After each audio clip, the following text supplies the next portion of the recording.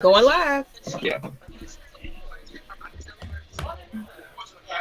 What's going on, everybody? What's going on? Good afternoon or good evening. Good evening. It is Atlanta Hawks. Hawks evening. Outcast for you. Got my Hawk shirt on today. You know, we got the special guest, Terance Mathis, in here enjoying his time out watching the Hawks game as well, but he decided to join us with his presence today. How you doing, Terance? I'm doing great. You know, look, it's a beautiful evening. Hawks is on. I'm doing what I love best in my cigar spot. So let's do this. Let's do this. Okay, we're gonna find out where that at because we're gonna come join you next time. All right. All right, let's go ahead and get into it. I know it looks very peaceful out there. I'm like, yeah, it is. Find out where you at. So let's get right into what we are. You know, in case somebody is new checking in, we are the Atlanta Falcons Nation. This is Friday Night Madness. So anything goes on Friday night. You know, so bring your questions at the end. We ready to go. So let's introduce who we are. I am Miss Maggie T. And next to me is the one, the only, Mike. All right, that's what I'm doing. You're gonna be going 1-on-1 with the great one, okay? And I'm not talking about Terance Mathis. All right, Terance Mathis ain't this time. It's my time. all right. Who we next to him? What are all these characters? Oh man, you know it's your boy. You know it's your boy KSTYLZ here, and don't mind me kind of leaning. I kind of had a fat boy moment, and I almost broke this chair.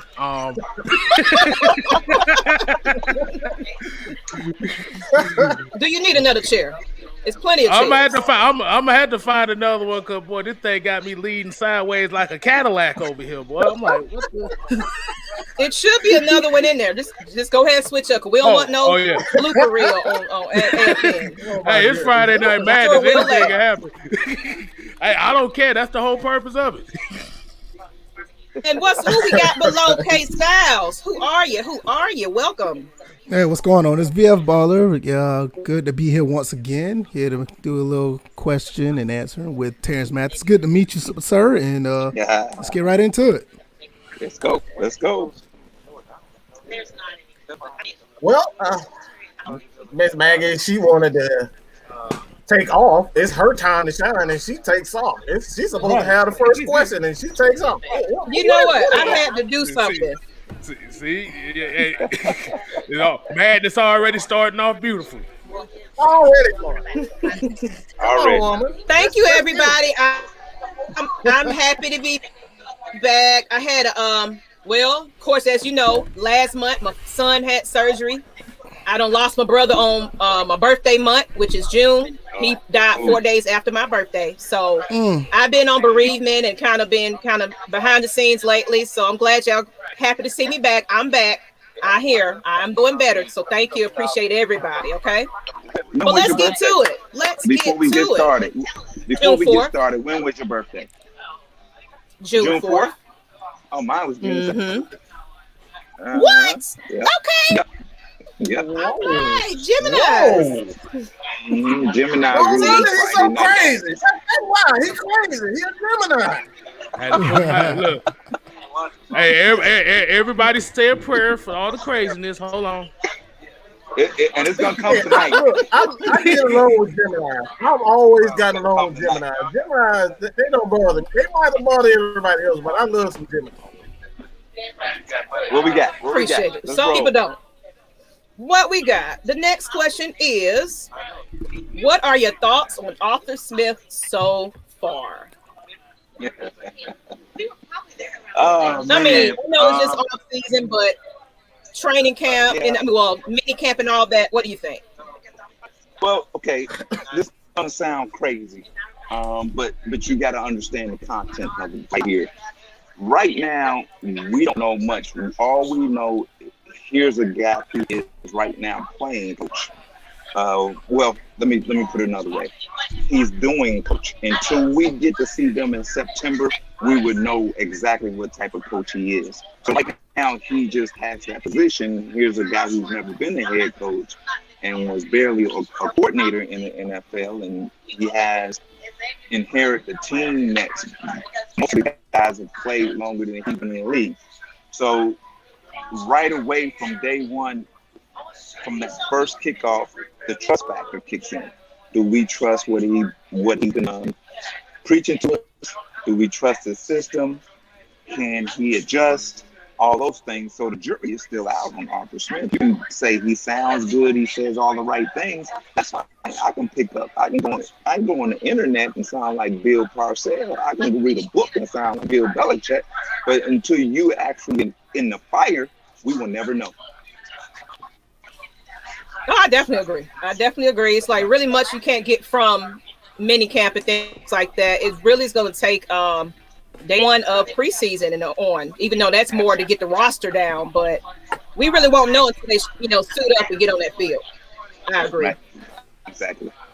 I'm glad you said that, because to kind of expand on what you just said with that, like everybody can talk a good game and whatnot, but it's all about what you do on that field. And one thing that I kind of kept caught on to what he was saying is a lot of people are so they really like Frank Darby. Like they love his personality where he dances and he's just a vibrant guy. But it's like for me, I don't care about any of that. I've seen guys who can dance well, who got a big mouth on the field, and they end up getting ate alive. Like Patrick Peterson, he talked all that crap going against Julio Jones, how he gonna shut him down and he's gonna do this and do that. Like as a player and a great player at that, is that something that for you that you thrived on, or is that something that you don't take to heart? Like how would you take if a guy like Frank Darby and the fans love for a guy like Frank Darby? Well, here's the thing about talking whatsoever. I never talked about my abilities. I never talked about what I can do or whatsoever. I've always talked about what I should have done. I should have played better. I should have had that catch. I should have made that play. And at the end of the day, if you're going to have longevity in this league, and if you're going to be a good player, a great player in this league, one thing you got to understand right away, that man across from you is a professional too. And he gets paid also. And he's going to win some. But he can't win them all. So you got to understand that, because see what happens to young players is they come in the league, with all this bravado, and then when they get shut down, they go, oh my God, they got shut down. It can happen in college, and then they disappear, and they're not in the league much longer. But once you understand that, hey, that guy gonna win sometime, but not all the time, and that's when you just go back to the drawing board and say, hey, look, I can never let that happen again, and you just keep working on your craft. But if you're gonna keep thinking that you're the best thing out there, or you're gonna do this, and once you get shut down, look, I've seen a lot of players crawl up under a rock and never come back out because of them. So I truly think you got to understand. Yeah, you got to have confidence in yourself. But understand that man across from you is a professional also. Well, so I'm gonna say this real quick before y'all go to. This is one of the reasons why I always like Terance Mathis, because even when you watch his career, this is what he did. He didn't do much talking. You didn't hear about him. But when it was time to get on the field, he performed, and he performed at a high level. This is what you like to see. Now, don't get me wrong. You like the Frank Darbys of the world, but the results is all that really matters. Mm-hmm. Absolutely. Especially at that position, but you have no control. Look, the center and the quarterback touches the ball 100% of the time, and you don't have no control who calls plays when the ball is going to get thrown to you. You have control. All you can do is just wait your turn, wait your time, and hopefully perform when your numbers fall. Absolutely. AKA stay humble to those that needed a lesson out of that.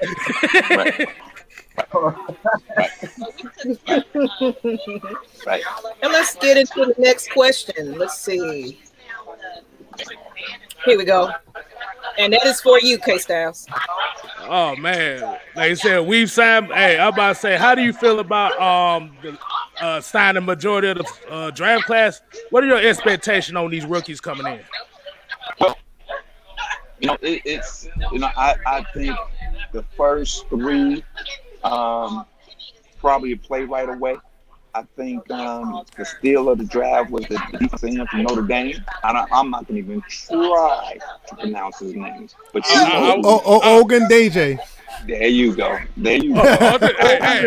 I think he's going to be the sleeper of the draft. I truly think between him and Kyle Pitts, it's going to be a race who's going to be a Pro Bowler first. Okay. Hey,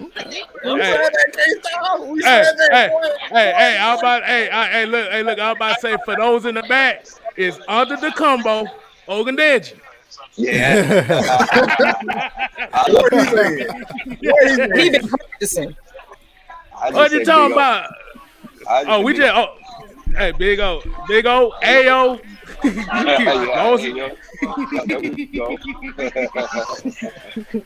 So my expectations. Here's my expectation is that for Kyle Pitts to be successful, you got to move him around. If you sit him in one spot, it kind of hampers his ability to be what he can be. I think you move him out wide, he plays some receiver, he plays in the slot, he plays up to the tackle, he plays next to the tackle, he goes in motion, he does those things. Now if you do those things with him, you can't game plan against him every week. So, but if you keep him stationary, you kill all his productivity and his creativity. Mm-hmm. Yeah, got to play to the strengths, and the strength is all over the field. Right. Is that something for you? Like, as a player, did you prefer being in one spot where you can get comfortable, or you like to move around? You know what I'm saying? Like to have your offensive coordinator move. All my career, even in college, I moved around. I played in the backfield. I came out of the backfield. I played quarterback in college a couple of games. I played all over the field, and I was more comfortable being in a spot for me to be successful. I wasn't one of those guys that said, "No, I just want to play outside." If you can find a spot for me to get the ball and be productive, put me where it's going to be, and that's what I loved about every team that I played for. I played inside, I played outside, came out the backfield, I did all those things. So, it gave me a chance to be successful, and as you see, and gave me longevity in the NFL. Okay, and I want to address everybody in the chat. Mr. Mathis is at a cigar bar, so you're going to probably hear talking, other people kind of talking and stuff like that. So, that's what you're hearing. We talking football, but tonight the Hawks tonight. So that's what I'm doing. I'm sitting. Yes, it is a Hawks night. Yeah, I'm gonna enjoy the Hawks tonight, but we're gonna get this done first. Yes, yeah. Okay, let's go into the next question, and this is for you, not Kstlyz, Mike. I already kind of know. I'll just say this. Okay, baby. Russell Gage is a guy. Russell Gage is a guy that reminds me of you. Like, he reminds me of you more than any player that I've seen with the Falcons. Not just the Falcons, just like period. I think he's one of those guys that started as in college. He was a special teamer. He moved around and played all positions in college, and that kind of translated in the NFL. Is Russell Gage a type of player that you are most intrigued with this offense as far as the receivers are concerned? You know what he is? He's one of two. Like, he is the other guy with all that speed. I think he can help. So, there's been a lot of talk, about Russell Gage and him coming to his own this season. But a lot of talk has been about Calvin Ridley being that dude, being one of the top dudes in the league. Let me tell you something right now. Every dude that's been in the league and every dude that's played here in Atlanta had another dude on the other side. He ain't do it by himself. He do it by himself. Look, understand this, is that if you don't find a partner or if you don't find a duo to go alongside Calvin Ridley, you're going to struggle in the passing game. Because understand this, everybody knows now that Calvin Ridley is the number one guy. Coordinators are game planning how to stop Calvin Ridley right now. So who's going to step up? I hope it's Gage. I hope it's Hayes. I hope Pitts have a great rookie year. But, who knows? Like I told you guys, we don't know. We could probably say that if we knew what to expect from this new coaching staff of the Atlanta Falcons, but we don't know. So we just got to wait and see. Now, follow up. Gotta wait and see. Follow up to that is this, and I told you guys before we went on air, I wasn't gonna mention the name, and I'm not gonna mention the name. What you lost in that receiver room is a dog, one of the most physical wide receivers in the game today. That's what you missed out of that room. Who's gonna be that guy? All those guys that I mentioned is not physical. We don't ever see them catch balls below a shoulder, break a tackle, go for six. We see them catch balls and find soft spots on the ground. We never see them take hits and bounce off the tackles and go. And I'm not saying they can't do that. But every once in a while, you got to lower a shoulder because now it makes it easier when you catch balls because now that safety going, oh, he's going to hit me first. So I gotta bolt my neck before I hit him. But when you allow DBs to tee off on you, it's going to be on season. And it takes a lot out of you. So you're going to have to give a blow every once in a while. So somebody got to step up in that room and be that dude. Absolutely. I honestly feel like Arthur Smith, what I love about him, it's no favoritism. He's making them boys work and practice. And I feel like we're going to probably see somebody definitely step up because it's definitely a competition going on in every position right about now. So I think we might see a little bit of difference. Miss Maggie, he has favoritism. Trust me. He has favoritism. He has favorites. Every coach has favorites. He can say that. He can give you all the jargon of, there's no favoritism. Everyone's competing whatsoever. Yeah. Okay. You go tell that to your owner who's paying these guys millions and millions of dollars that everybody's competing on the same terms. It don't work like that in the NFL. Those that got drafted high and get paid a lot of money got to play. Point play. He may not be better than the guy. He may not be better than the guy behind him, but that's just the way the business is. But at the end of the day, this is the thing, is that what I do like about Arthur Smith is that he's changing culture. I love it. He's changing culture. We don't have this, I hate saying this thing. I hate saying it, but I'm going to say it. We don't have this brotherhood stuff, kumbaya stuff and this let's rise up stuff. It's about, hey, man, we're going to hit people in the mouth. Offensively and defensively, and that's the way football is supposed to be played. So I don't know what their mantra is going to be this year, but right now, I'm glad I don't hear brotherhood and rise up right now. That's going. That era is going. Let's move on from that. Like y'all want to move on from that other dude, let's move on from brotherhood and rise up. Let's do something different. Thank you. That got stale probably about after half a season. It got stale real quick. Even when they was winning and went to the Super Bowl, I got tired of hearing about it. So I totally get it. I totally get it. Yeah. Yep. For sure. I think they kind of overdid it when they did the choir with Samuel Jackson. Then you had all that stuff going on. You're like, nah, I don't want to hear that. Yeah, that's when it got pretty bad. All that big hype. What the Falcons do? What do Falcons do? Now we need to figure it out. I don't want to hear no church choir. I want to see somebody getting ran over by Jamal Anderson. I want to see somebody get punched in the face. I'm gonna tell you this: if you like, when we went to Green Bay one year, right? So we're standing out there and they're introducing the Green Bay Packers. So it was Reggie White's turn to be introduced. Oh my goodness.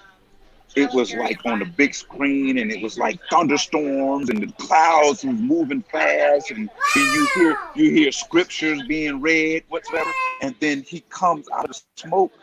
Oh my God, what the most intimidating things I've ever seen in my life. And then we throw up a choir. And we throw up a choir here in Atlanta. Even when it was Baltimore, when Ray Lewis came out, the highlights that they showed, oh my God, man. And that's the thing. Whoever's over that part of the Falcons organization, they're gonna do something different. Yeah. Cause it's kind of bad to have the choir. Then all of a sudden you see a Capital One commercial after that. It didn't make no sense. Oh yeah, dude got paid a lot of money to do that. I bet you paid a lot of money to do that. Shoot, Samuel Jackson. What do you? Yeah, I ain't mad on it. I already did it. And Via Baller, this is your question up next. Oh, he's muted. My bad. Oh, he is. Oh, he's trying to get the baby. That's my son. He's watching. Actually, he's trying to watch basketball highlights. So he loves basketball. 2 years old, he loves basketball. But anyway, yeah, he's ready already. We have two talented tight ends right now with Atlanta. We had Hayden Hurst. He did his thing last year. And we have now drafted Kyle Pitts. Now we want to ask, with them learning from the best at the tight end university, what are your thoughts about that and how you think they can grow by going through that university? Here it is. They got two tight ends that can run like wide receivers. They got two tight ends that are physical. Playing them at the same time, it's going to be beautiful. I can see a two tight end, two receiver set.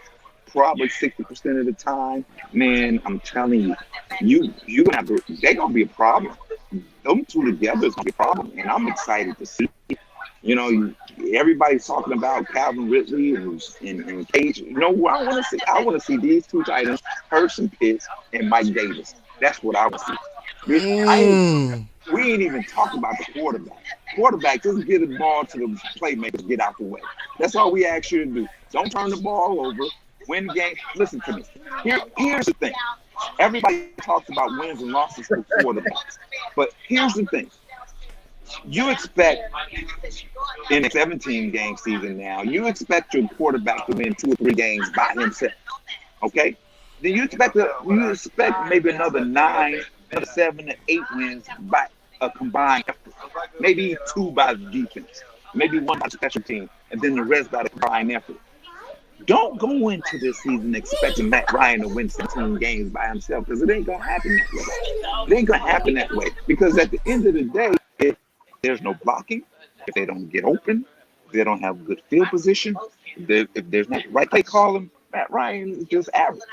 So I know people talk about, but at the end of the day, this dude, given time, put in the right situation, right play calling, he's efficient and he's effective when he puts the ball in playmakers' hands. And we got enough playmakers this year. We got running game this year. We got tight ends. We got receivers. So we're good. We're good. So I think that I think the days of throwing the ball 40, 50 times a game is over.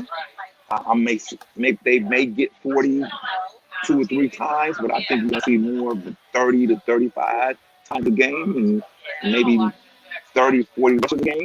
And I think you're going to see a balanced attack, and that's what you need in the NFL today. Absolutely agree. Basically what he said at K-Style turn, everybody else do your damn job, all right? Do your damn job. Don't expect right around to do your damn job. You know what? That's exactly what I just said. Do your job. Do your job. See, we on the same page on that, man.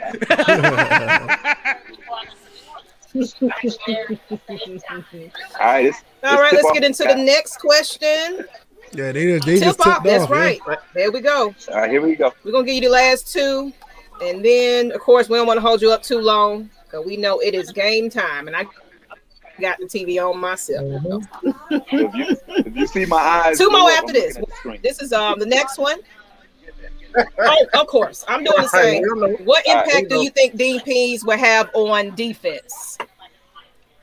I think he's going to have a great impact because if you watch Dean Pease and his body language and the way he talks whatsoever, it's no nonsense. It's business. It's all business about Dean Pease. It ain't no hugging and high fiving and chest bumping with him at all. He expects them to do their job at a high level because they're a high level professional. And that's what he expects. Now, I have one problem. I think we did a great job in free agency and in the draft in addressing a couple of positions. I love that linebacker room. That linebacker room is going to be a very competitive room. I thought we did a good job defensive line wise. I thought we did a good job on the edge. I thought we did a really good job at the safety position. We got 2 free agents, one from Detroit and one from the Raiders. We drafted one from UCF. I think we addressed that issue. There's one room that we have not addressed.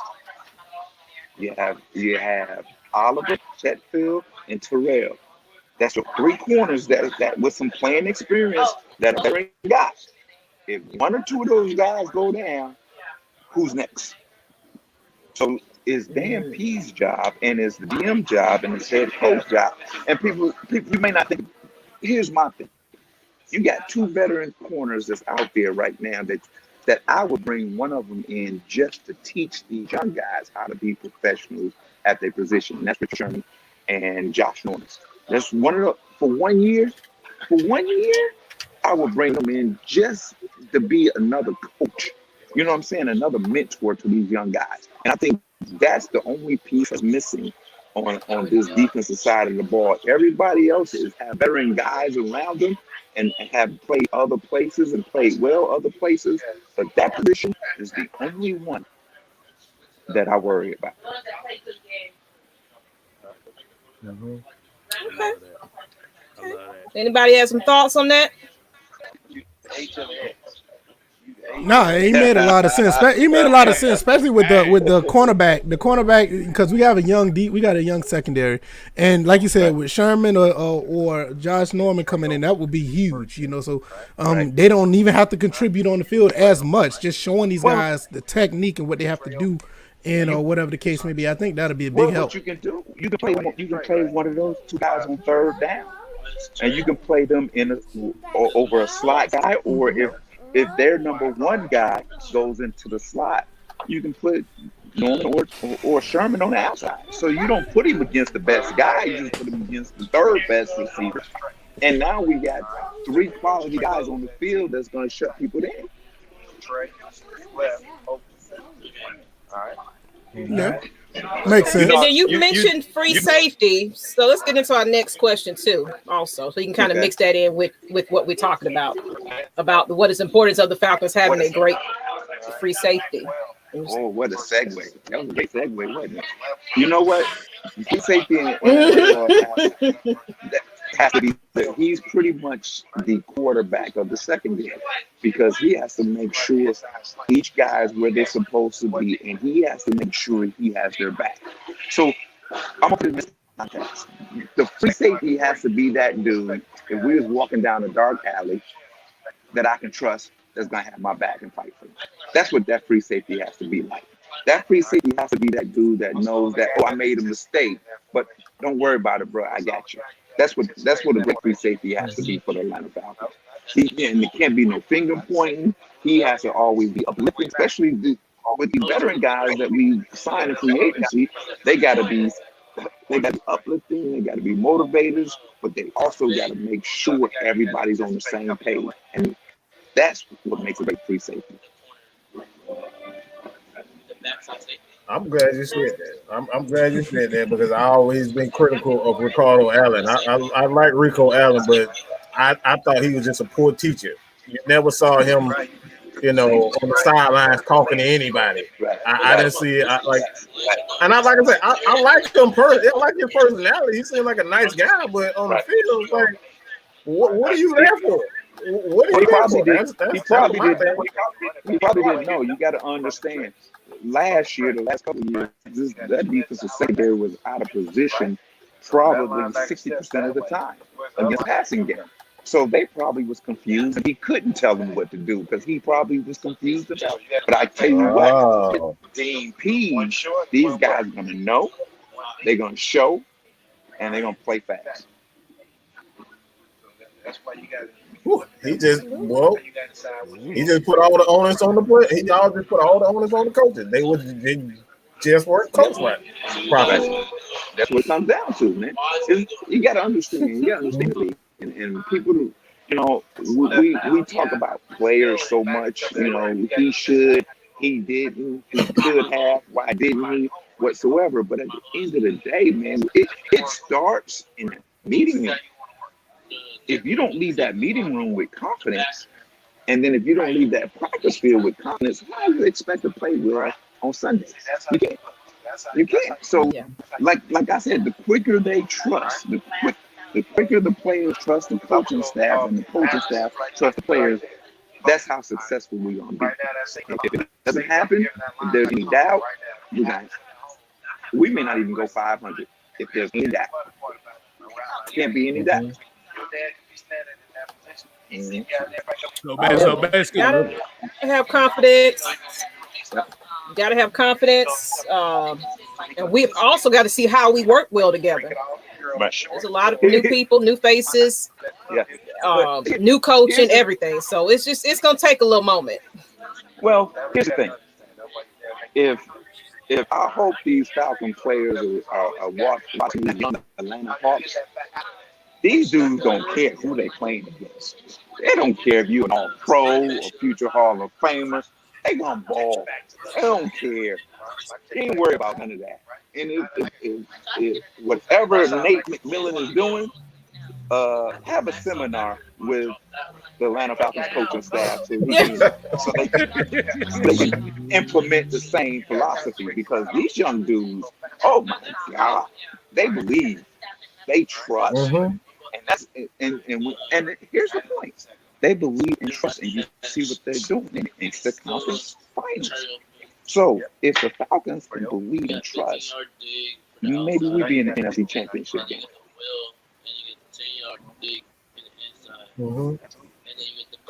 There it is. Yeah. Absolutely. And when I you feel like think I about see it, a little bit of that trust with the team right now, just with minicamp, just the way they're interviewing and things like that. I feel like they feel that a little bit. They do. They're saying all the right things. I'm not, you know what? I love this football team. I love what they're doing. I still think they need to a couple pieces that's missing. I still believe that. I hope somebody in that. There's a guy out there that's creating right now at receiver, Isaiah Ford. Miami Dolphins, played at Virginia Tech. He's a safety playing receiver. That's the kind of dude I would be. So I don't, that's the kind of dude that can lead a pack of dogs to fight. That's what I want to see. That's the kind of player I want to see. I want to see a player that can lead a pack to the fight and fight to the end. Not move to the back, not move to the middle and say, you go ahead and do. I want to see that. Look, I don't care if they turn. If I'm running into the fight and you turn and run away, I'm gonna fight them by myself. That's the kind of dude I want. That's the kind of dude I want. Yeah, it wasn't a lot of leadership on that team before. You're right. Not at all. Not at all. Yeah, because I could go back to a point where you said the last time we spoke, especially when it came to the brotherhood aspect, was who was going to be the big dog, who was going to be the big brother. Yeah. Leadership been in question for probably at least 5-6 years. It's been in question for about that long. I agree. Well, here it is, guys. I'm gonna leave you with this, and this is gonna summarize the Falcons of the last few years. Is this? They were so afraid to speak out because the philosophy was, we're business. We're business. We're marketable. We're marketable. Why do you do that? You keep your team marketable in case something happens and you want to sell. So you don't bring in guys that may ruffle the feathers a little bit. on the edge a little bit because it gives that business look a taint. No more. It can't be no more of that. It can't be no more of that. You look. You've been in restaurants when that waiter you wanted to punch in the face because they were so rude. Oh yeah. And you go, I can't believe they working here. That's the kind of dude you want on the field. I can't believe he's on this team. But I hate him, but he get it done. You know, you want some guys. You got to have a couple of guys like that. Everybody on the team can't be nice. You know, everybody can't be nice. So there you are. You know, I hope I gave it to y'all nice and raw, and that you enjoyed it. Hey. Nice. Oh, you did. You definitely did. But we Nice. definitely know What you it's talking Hawks night. That wasn't nothing nice. Huh? Nice. Nothing nice tonight. Oh, I'm to be mad. me. Listen, Now you talking about trying to be nice. What's going on with you? Mad Mike. Let me tell you something. I'm mad right now. I'm mad a little bit. I'm a little hurt right now. let me tell you why. I'm gonna tell you why. And I don't care. I'm gonna let it be known. So the Falcons this week has made movements in their front office, right? I ain't get no call.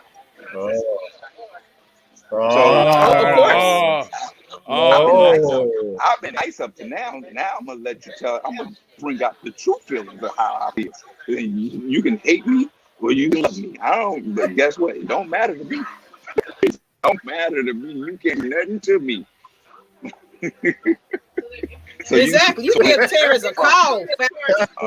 From here on out, I'm gonna give it to you how I feel, how I see it. Ain't no politically correctness to me at all. No more. We appreciate it. That's Mad Mike all day long. That's what I'm talking about. Exactly. That's what I'm talking about. That's what I needed. That's what I needed right there. See? So Mad Mike, keep being mad, brother. Keep being mad. All right. There you go. Appreciate you. That's right. Hey, Yeah. But, I want to show one thing right quick. Do you see that background right there? That's my shout out. There you go. There you go. Yeah. That's against them Saints too. Yeah. Hey, like I said, the Falcons. He trying to get to them ankles. You see me kind of leaning. He's like, oh no, don't get to them knees.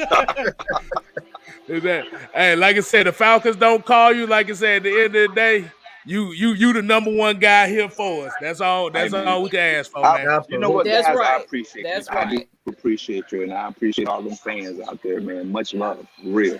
And I hope. They appreciate you taking out the time on Hawks night to even talk to us. So we definitely want to give you back to your time. Of course, but we appreciate you. But listen, guys, y'all doing a great job, man, and just keep it up. Keep it up. You continue to get blessed and blessed and blessed. You know why? Because you're unapologetic and you're real, and that's the key. That's the key to it all. People don't want to hear what they hear on ESPN or CNN or they go on the internet and find. They want to hear the real truth. They want to hear the real talk, and you give it to them, and that's why people are tuning into you. And I love it. Just keep going. Keep doing it. Thank you, sir. Oh, and same for you at Atlanta Sports Unlimited. You give it to them raw on your show, so make sure y'all follow them. They're at 1,000 now, I think. Oh, are we? Y'all made it to 1,000 subscribers. Nice. Well, look, y'all have a wonderful evening. Enjoy the game. And go Hawks. And go Hawks. Go ahead. There you go. All right. Thank you, Terance. Have a wonderful one. All right, just for old time's sake, they let you get a look at that one more time before you get off.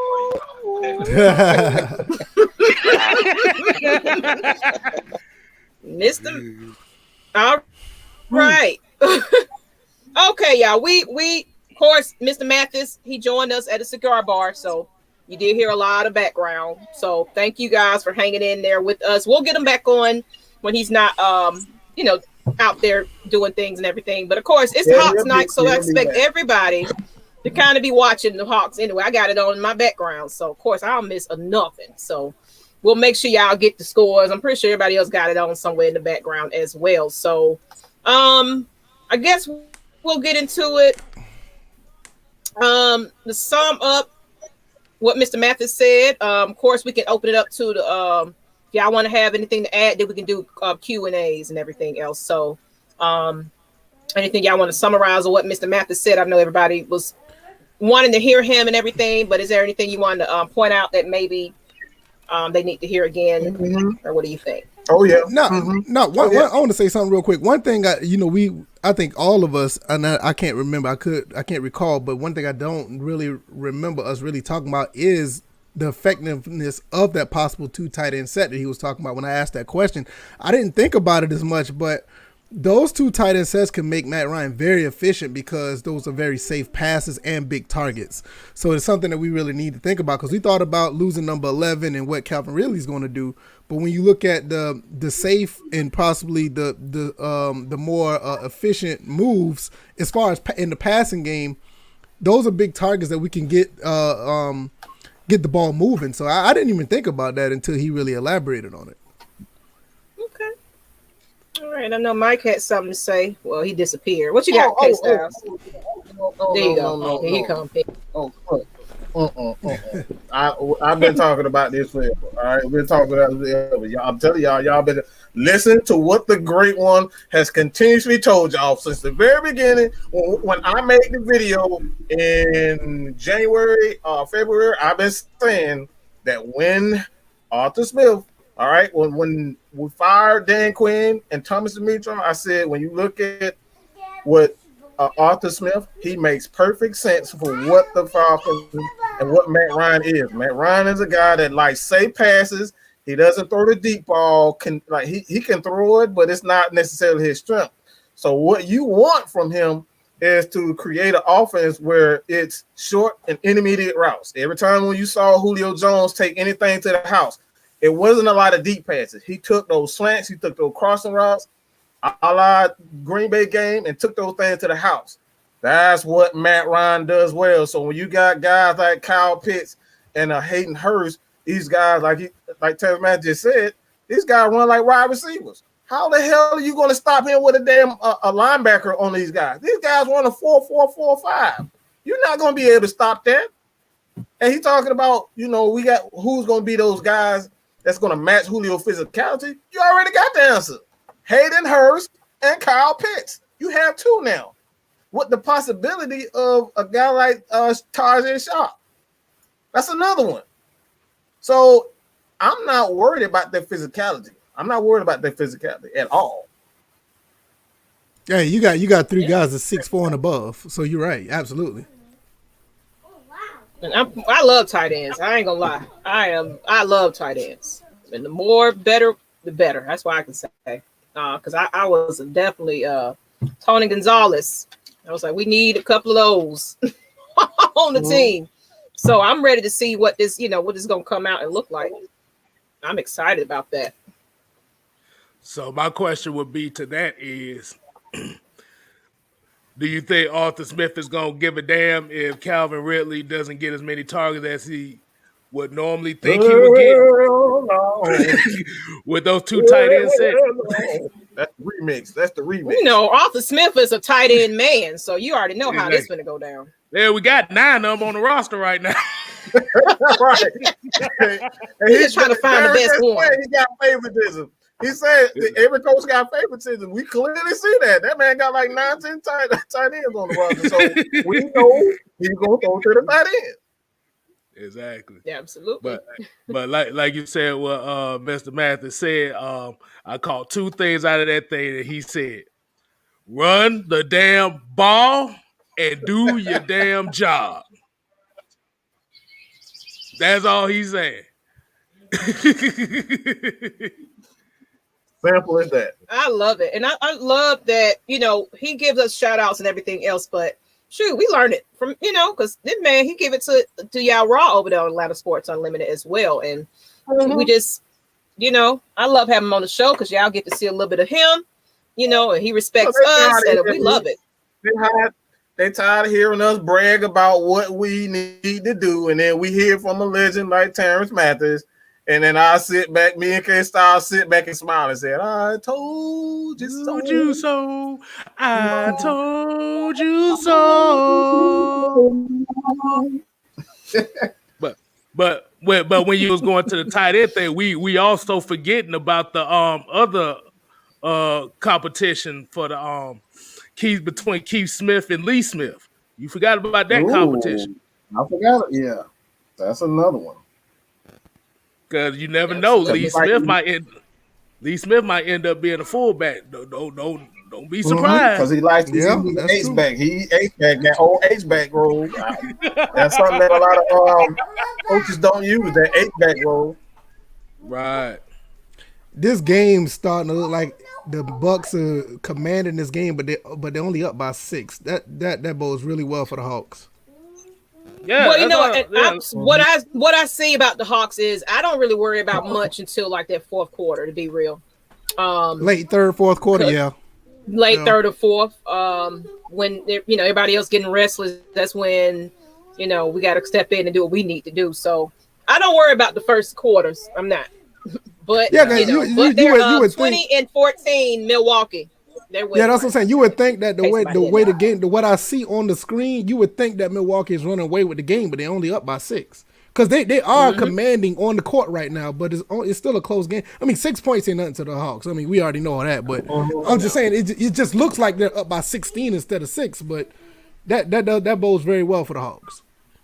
Did anybody hear about if Cam Reddish was going to be back, or he just kind of just he's back, but they just haven't put him on the court. As far as his injury status, there is no injury status. He's not on the injured list, so he's just there. I guess I don't know if they're going to use him.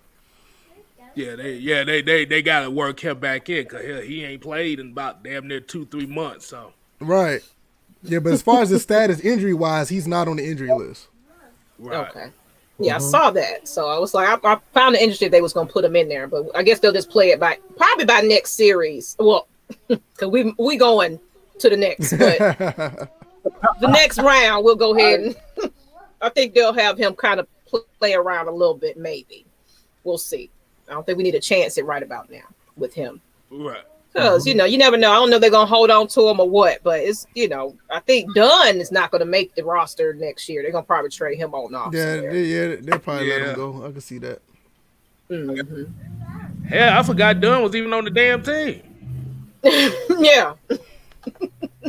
I reported on him like earlier in the season, but I was like, he ain't even been a part of the team all season, so he ain't really a Hawks. Yeah, I think he played like with the last 6 or 7 games of the season or something like that. He finally came on the court.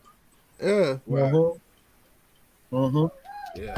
And that was it. But yeah, I'm sorry. The whole time I just been looking at this game and the Bucks are really running up and down the court, looking like they're doing something, but it's still fairly close. I'm like, yeah, y'all do all that and y'all wear yourself out. By the time the middle or third quarter come, y'all ain't gonna know what to do. That's exactly where I was going. My bad. Okay. No, I was gonna say in that instance, like I said, as long as the Hawks don't turn the ball over, like I said, they've turned it over quite a bit right here. But like I said, if they keep it down, like I said, they in the game. Because all the games that we lost in the playoffs, they turned the ball over a lot. I'm talking about close to 20 times. So that's pretty much all that is. Yeah. Yeah, it's just small mistakes. The adjustment that I see that they made, I think this is a dangerous move for them, is that they brought Forbes in. If I'm not mistaken, he's starting. And if he get those minutes, then their bench is already weak. You tire him out and give him minutes that he's not used to getting, because he's not used to getting those starter minutes like that. So he's getting those starter minutes, then you got the whole second unit that comes in. Can he continue that for the next about 3 games? Yeah, the next 3 or 4 games. Can he continue to play at a high level for 3 games?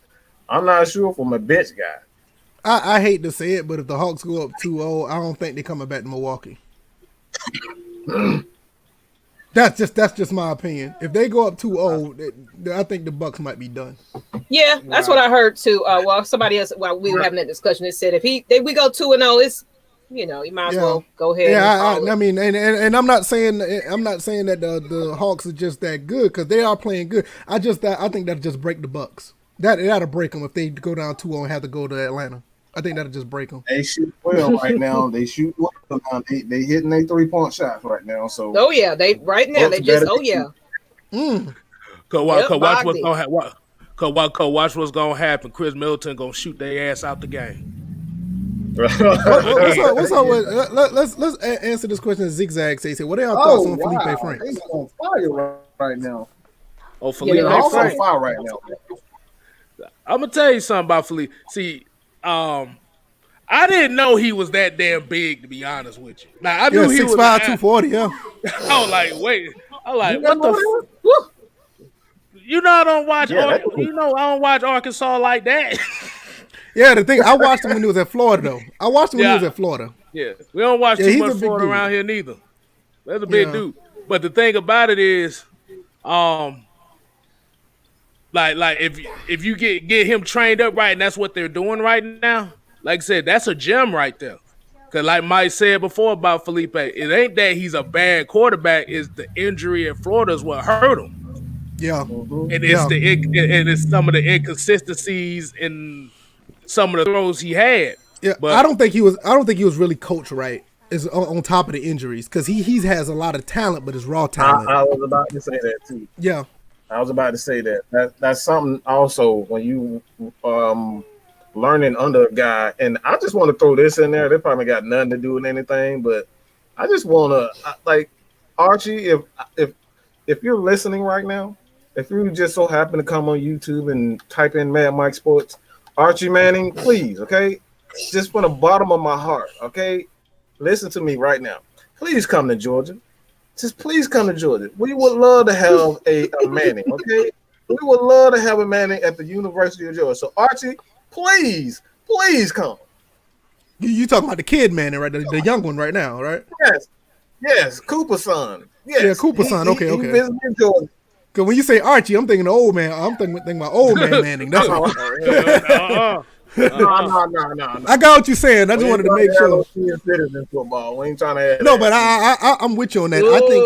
I think that kid is the next best thing. I'm dead serious. I think he's prime and ready for college and pro. But so in that case, you said he never really developed in Florida. When the last time a quarterback was even relevant that came out of Florida? Ooh, good question.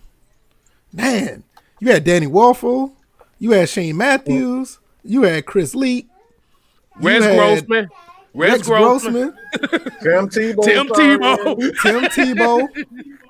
whoever the hell came after that. Yeah, they ain't never had one. They never. I mean, it's like Florida quarterbacks is like Duke basketball players. Exactly. They get to the pros and don't do nothing.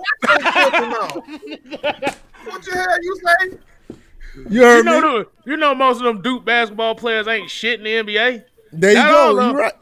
Not all of them, but it's about 98% of them.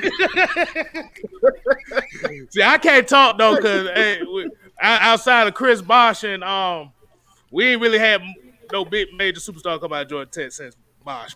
But yeah, Bosh, Derek Favors. Derek Favors. Yeah. I'm talking about superstar talent. Yeah, I get you. But I mean, you think about it now. I mean, I don't want to go off on a tangent, but when you think about Duke, I mean, you got Grant Hill and superstar now. You got Grant Hill and don't forget JJ Redick. JJ Redick, all right. Yeah, JJ Redick, all right. But then you got guys like Jay Williams. Everybody can't be the University of Georgia and have a Dominique Wilkins. Everybody can't be North Carolina and have a Michael Jordan. Stop. Nah, Duke, all right, man. We just Jones with you. It's just that face you made that was hilarious. That's right. But let's hit this question. Tavares Raven says, so are we running the 2 tight end offense as our primary? Yeah. Yeah, I was about to say I would say yes too because that's what they did in Tennessee. Right. So you're not gonna see as much of Keith Smith this year as you did the past 2 seasons. Right. And I don't have a problem with that, honestly. I mean, look, we need to shake up something, and we got the talent to do it. So I mean, I don't have a problem with it. I mean, you got Hayden Hurst and Kyle Pitts. I would like to see them on the field at the same time anyway. So, right, you don't want one of them sitting on the sideline like half of the game. I wouldn't want that anyway. So, I'm with the 2 tight end set. Well, it's gonna Y'all be. send us a couple more questions too. One thing that I noticed about Arthur Smith is that it was never the same thing from week to week. So one week you would see a lot of twin tight end sets, but beginning the game, he will start the game. He will maybe start the game with a shotgun formation, and when he gets the lead, then he goes to the twin tight end set. So that's something that I noticed. He changes depending on the score and the situations of game. So whenever, like if the Hawks, the Falcons are up, he would go to those running formations, and when we get in the goal line, we're seeing time and time again when the Falcons get on that goal line, they go straight to that shotgun formation, and they try to run that weak ass draw play on the goal line that everybody knows is going to be there. You know what I'm saying? So, or that sweep. on that sweep. It's the same things over there. So, like, it's multiple things he changes, due to the situation. And I think that's one of the things when you look at, went back and studied a lot of Sark's formations also. He did a lot of, Sark was, I'm going to just say this. The Falcons screwed up the team when they fired Sark. That was not the right thing to do. He was not that damn bad. He wasn't bad at all. When I went back and I looked at the numbers, it was all but 100 and something yards less than what the Falcons ran in 2016. What the difference between Sarkisian and Kyle Shanahan is Kyle Shanahan knew how to get up, put those plays together to get in the end zone. So that's the difference between Sark and a guy like Kyle Shanahan. He knows how to get in the end zone. And one of the things that, you see with Arthur Smith is that, consistently, he's been one of those guys that have always been top 5 in red zone efficiency. That's how you win games, and that's how you keep the clock running, is those third down plays and those, getting those touchdowns in the red zone instead of field goals. Hey, hey, I'm about to say I just had an epiphany here when we were talking about that 13 personnel set. Uh-oh. Wouldn't it be funny if they ran 14 personnel? If you think about it. 14 personnel. 3 tight ends and a wide receiver, but the wide receiver is Kyle Pitts. Kyle Pitts. Yeah. I don't know what you can do with that, because like I said, we got 2 tight ends that run like wide receivers. These guys up here running 4-4. Hayden Hurst, he runs a 4-4.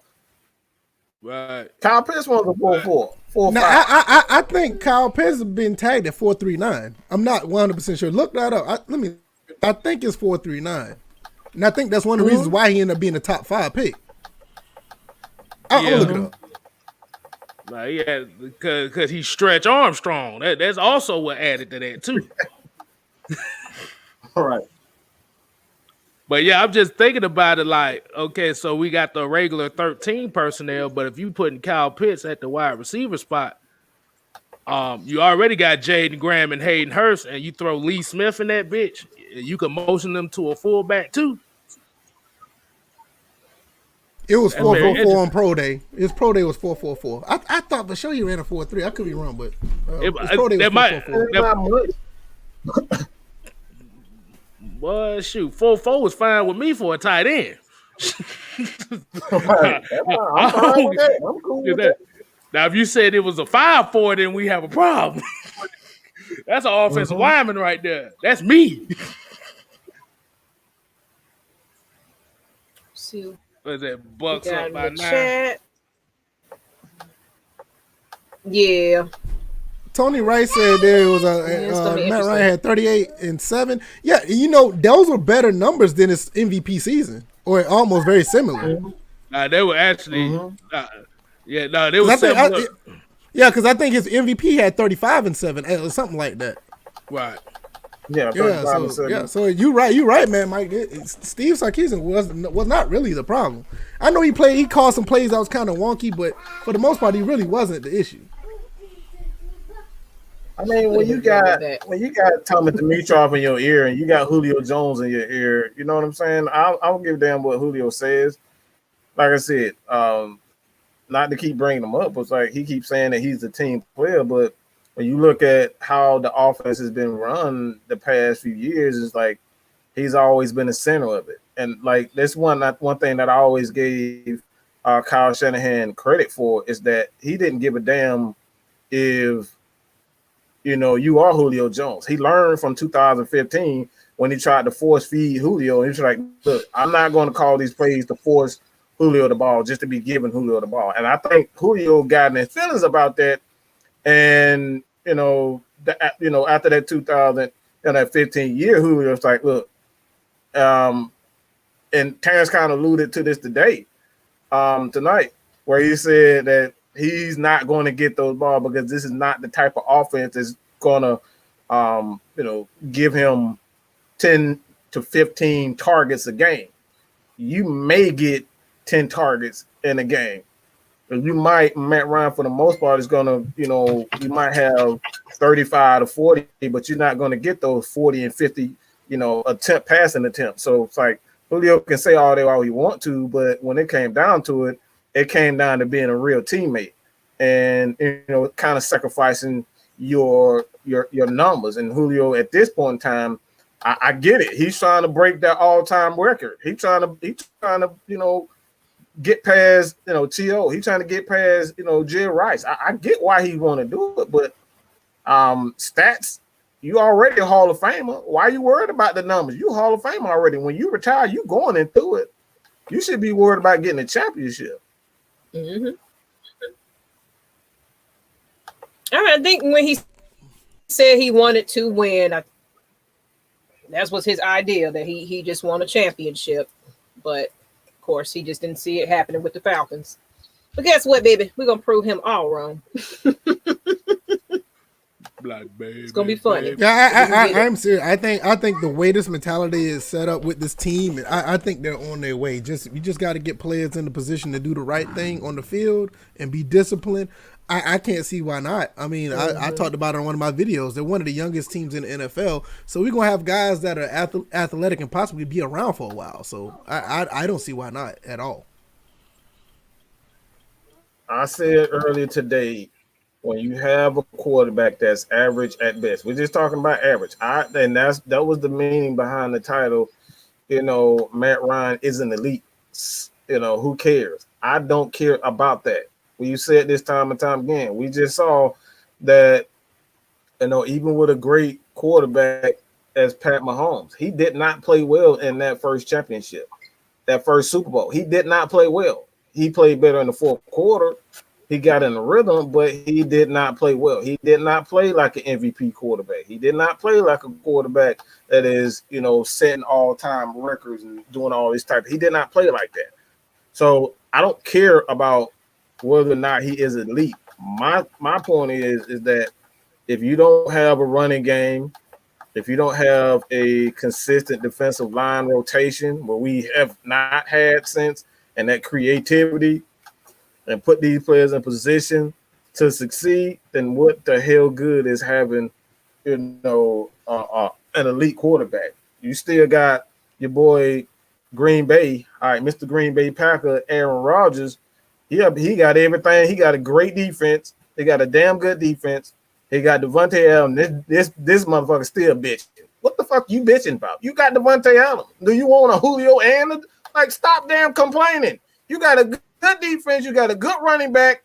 You got a damn good play caller. And if your ass would have just ran the damn ball in the end zone, you would have nothing to damn complain about. Nothing to complain. All you had to do was run in the damn, and you would have won the game. Nope. You stood there with your arrogant ass, thought you were just that damn good. I'm going to make the pass, and I'm going to make the pass, and he failed. So it doesn't matter if you have an elite quarterback. It don't matter. If everything else is not on par, up to par, a defense and have that, and you have that chemistry that works well together, none of that matter. It doesn't matter if you have an elite quarterback. We just saw Deshaun Watson.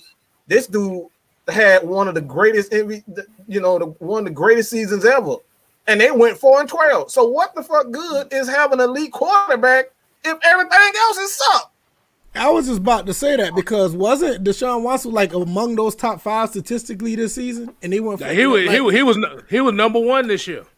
Right, that's what I'm saying. So like, and look at that. I mean, same thing with Russell Wilson. They call him an elite quarterback, and look at that team. Their team is halfway in shambles. So it's like, what does it mean? You gotta just be efficient across the board, not just at one position. See, I think where the issue is, a lot of people keep forgetting that there's 3 phases to the game. The main, and then, like I said, the main thing, and we always say this, the trenches is the most important, I will repeat, the most important part of your football team. Because like I say, even when you say Deshaun Watson had all those yardage, he had to go outside the pocket because his offensive line was bad. Mm-hmm. Right. And that's why we say, if your offensive line is not good, you're going to see it because your quarterback can't get the ball out, your running game ain't going to work, and your wide receivers ain't going to catch the ball. A quarterback should never want to throw the ball before they want to. When they have to do that or move around before they want to, that's always a disaster. Always. And then you add that to the point that you have a dirt cutter offense, which basically, well, no, let me take that back. Farmer Fran offense that pertains to throwing route combinations out there average 9 to 10 yards a play. It ain't gonna work. It won't work. You gotta have creativity. You can't continuously throw the same things over again. It's like a lot of these coaches, especially the older coaches, it's getting to the point where they're extremely arrogant as far as like they feel as though that their scheme is so good, that play calling is so good, they're gonna make players better. And that's disrespectful towards the defense, because the defense, their defensive coordinator is just as brilliant, just as smart. So these guys know what they're doing. So when you assume that just because you are a good play caller, you're going to get you're going to make plays, and you get caught up in doing the same exact thing every play, like every week. And there's no creativity. That where the problem lies. We saw the same thing over and over again. This is why Dan Quinn got fired. This is why Mike Smith got fired from here and the Falcons. They got arrogant. They feel as though that their system, if they have the right players, their system is going to shine through. You can't assume that just because you feel you have a Julio Jones or a Matt Ryan, we're going to score 30 points. That's the problem. Can't assume that just because Matt Ryan is Matt Ryan, we're going to score 30 points. You got to get a ball to, Edo Smith. You got to get a ball to a guy like Hayden Hurst or, a Jaden Graham, and let them make calls. That's what Terance was talking about sharing the load. Everybody got to put they work in. And right now, KSTYLZ, we say this all the time. You don't know who the hell the ball going to go to now because Julio gone. Who you going to focus on now? Because you're not going to respect Kyle Pitts because he's a rookie. A lot of people gonna look at Kyle really as can he do it without Julio? So, like I said, if you double him, and then like I said, now you have a system where now the running backs are gonna get more involved in the passing game. So that's the real pick your poison right there. Yeah, I mean, especially when you like you said, the same thing with the 2 tight end sets and the different formations where Kyle Pitts could be inside, outside slot, or he can actually be as on the line as a tight end. It's so many things you can do. You don't have to worry about number 11 now. And then on top of that, with the different formations you could do, it could cause a lot of problems for defenses. You know what, KSTYLZ? I'm sure you brought that up. My bad, Maggie. we still forgetting the guy. That's very important. We thinking about he being an asset on special teams, but we know what Cordell Patterson can be. He's another wild card. You can line him up at running back. You can put him in the slot. You can even put him at quarterback because I've seen him playing quarterback and do those wildcat formations or whatnot. And now, like, you got him lined up at quarterback, and you got a guy like Mike Davis, Kyle Pitts in the slot, and they can run an option play, from that, or option read. You know what I'm saying? Like, it's so many things you can do with these guys. And that's one thing that you look back at this Falcon team, like, where was that these past few years? Where was that creativity? Why weren't you using Cam Reddish is on Cam Reddish is on the court. Is he? Yeah, I'm looking now. Yeah. I just put the score up there. That's why I said we're gonna let them go probably about halftime so y'all can catch the rest of the game and everything. But I wanted to get into Mathis' question. So what rookie outside of Pitts and Mayfield cracked the starting lineup? Oh no. Oh no! Don't expect no rookie. He's definitely gonna be a Hawks fan, I tell you. Yeah, don't expect a rookie to crack the lineup. That's just, come on. This is a hard-nosed coach. This is about discipline and being intelligent. Don't expect Dean P's defense to have rookies on it. Like I said, this ain't Dan Quinn. We don't have to. We sign a lot of veteran players, especially at the safety position. You got Harmon and Eric Harris. You got Brandon Copeland. You signed what's his name? Josh Andrews. I forget what his name is, but the offensive guard, he can be that rotational guy inside. He's a veteran guy. You got guys like Sharp. It's so many other guys, and like I said, this is a different team. We got a lot of young guys, but we don't have a lot of veteran players. And this team, you got to play with intelligence rather than athleticism. Maybe Richie Grant. That's a stretch. And that's a stretch, right? Yeah, that's the only one I could think of. Maybe Richie Grant. Yeah, I can't. Outside of that, I can't really think of nobody else. Yeah, he the only one I could think of. Maybe Richie Grant. Because if that's the possibility that happened, that means that rookie showed the hell out. Right. Mm-hmm. Exactly. And if that happens, you got a very happy Falcon fan base because that's a good future right there. Yeah. So. So cute, I tell you. Yeah, he looking at one of these nursery rhymes over here. He see a ladybug. He loves it. Oh Lord, don't give me that talk. That's baby girl all day right there. And Mr. So Motivator you already know. What should the Falcons? What you think the Falcons should do? Shoot, run the ball. Bottom line, run the ball. Run down. I mean, honestly, I'm just ready to see. I can't wait to put pads on and actually get in there and get aggressive. And what I'm hearing is they got it where we can go to one of the practice games. So I've been wanting to go. So I think the tickets go on sale in July. I want to say. I sent a screenshot to everybody about that, but I definitely want to be there. So if y'all want to see some AFC at that game at Mercedes for the practice, I want to be in the building. So we got to make something happen that day. Let everybody know we're gonna be there because I plan on being there. Definitely. What day is that? Kind of see some of these faces. Let me look. They're right. I'll look it up. Y'all keep going. I'll look it up. All right. If y'all see anything else, I can pop that up on the screen. But I'm gonna give y'all the actual date. Let's see. Okay, Didi said right here. He said Matt Ryan is way more efficient spreading the ball around than just throwing it to one man, and that's what all the quarterbacks are doing now. that is winning football. Because that don't work for, like I said, throwing it to a Randy Moss and having him being the only one. Did that work for Dante Culpepper? No. Hell no. Donovan McNabb Nope. to Terrell Owens. Did that work? They made it to the Super Bowl, but they didn't win it. No. Yeah, he didn't want to throw the T.O. though. That's why they lost, because they didn't want to really throw it to him.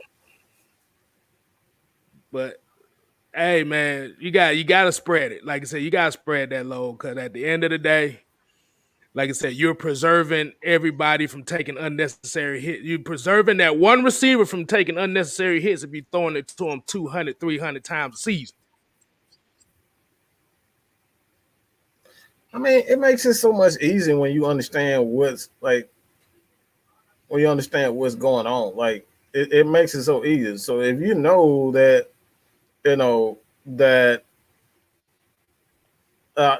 especially in football, I mean, basketball may be a little different, but in football, when you know what the team is going to do, it makes life so much easier when you know the ball is going to go to Julio Jones, when you know that Matt Ryan is going to pass the ball, when you know that they're only going to call plays that primarily attack the middle of the defense. And that's what I always say with Kyle Shanahan. It isn't that he's a brilliant play caller, because he's not that brilliant of a play caller. What he's brilliant at is creating that doubt on who exactly is going to get the ball. That's the brilliance of what he is, and that's how that's what separates Kyle Shanahan from the bunch, because he does exactly that. You don't know from time to time whether it's going to be a sweep right, a sweep left, a stretch right, a stretch left, or he's going to fake strip and roll out and pass it to the tight end as the third, fourth option. It's like that's what Kyle Shanahan does. So I think this is one of the reasons why Matt Ryan is so exciting, is because he gets to go back to that 16 form. And that's one thing with even Sarkisian, that when you go back, I thought that was a horrible decision to let him go. I think they had to have, I really just come down to it. It was just a fall guy. They needed a fall guy, and they wanted, they pretty much blamed all their failure on Steve Sarkisian, because when you look at it, the injuries in 18, the injuries in 18, it put the Falcons in a position where they had to be, almost superhuman. And that wasn't fair to Sark. So I thought that was a terrible decision to let Sark go, because I'm going back and I'm looking at the numbers. It's not much difference in his offense and Kyle Shanahan's offense. The dude was actually putting up some big time numbers. Matt Ryan arguably had his best year, with Sarkisian.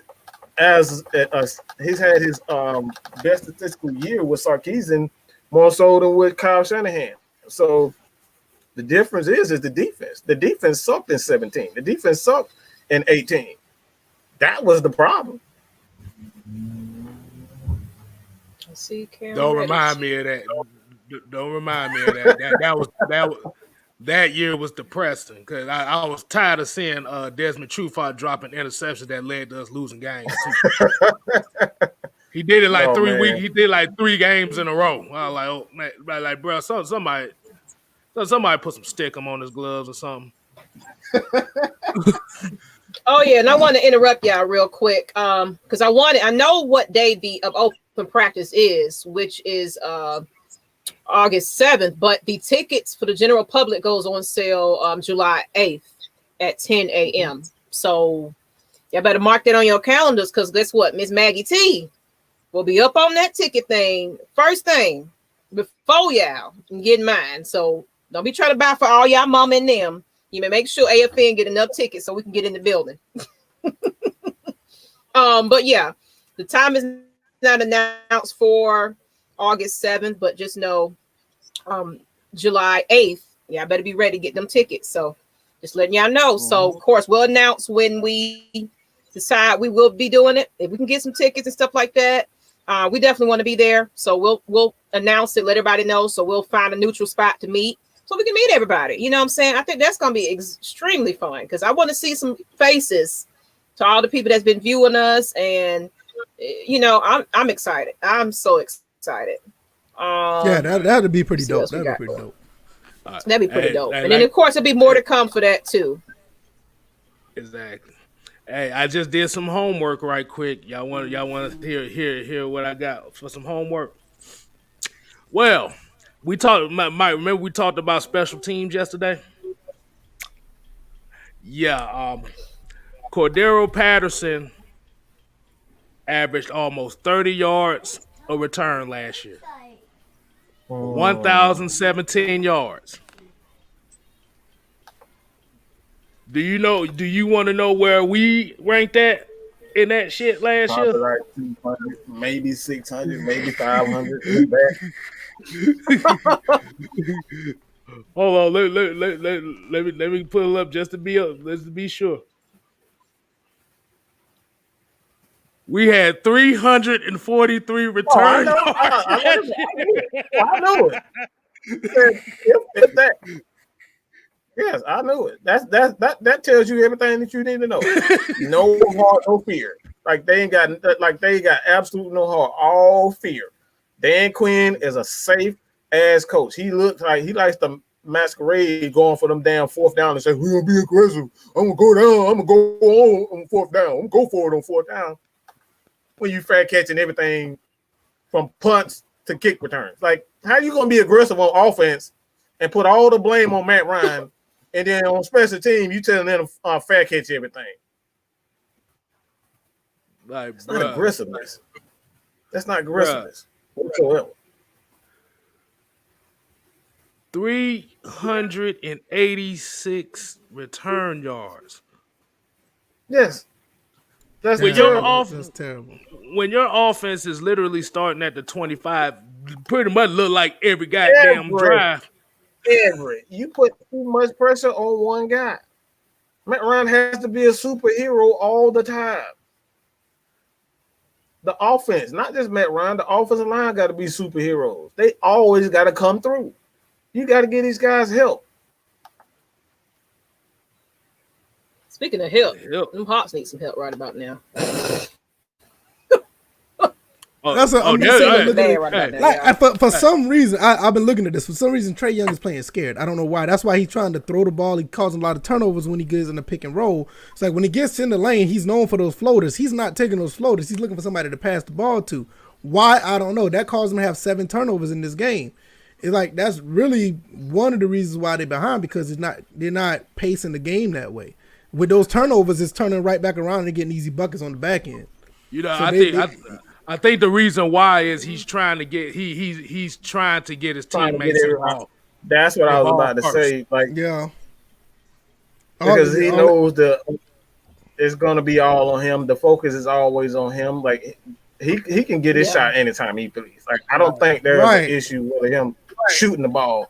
But when you have an offense where Bogey isn't healthy, and then you got a Cam Reddish who's injury prone, and Hunter is out, we need to make sure, or at least see who's going to be the hot guy, because like what coaches like to do, and I like we as fans, we think about things, and this is why I said even the second game when we lost to the Knicks, and people was like, why he got Trae Young on the bench for 7 minutes going into the third or fourth quarter. I forget what it was. I think it was the third quarter, but he had him on the bench for that long. It's like he's setting up the series because he's know these guys will get tired. So this is what the Hawks, they know they're not going to be able to sweep the Bucks. The Bucks are a great team. Make no mistake about it. They're a great team. It's about setting them up for the long haul, because what you want to do, you want to tire out the Greek Freak. You want to tire out Middleton because they are the offense.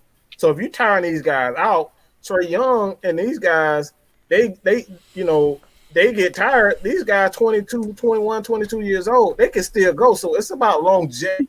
So they come out and you see this in game 3, then we got a problem. Then we got a problem if he comes out the exact same way in game 3. Right. I agree with that. See, I'm not really tripping if they lose this game. It's just that I don't want to see them like be demoralized if they lose. So maybe it is a chess match because like right now it's like I see what they're trying to do, and it's a little bit too much. Bobby Portis is here we go, but that's the thing. I don't want them to lose their focus on what they need to do throughout the entire series because of one game. Because they lost game 2 at the Knicks.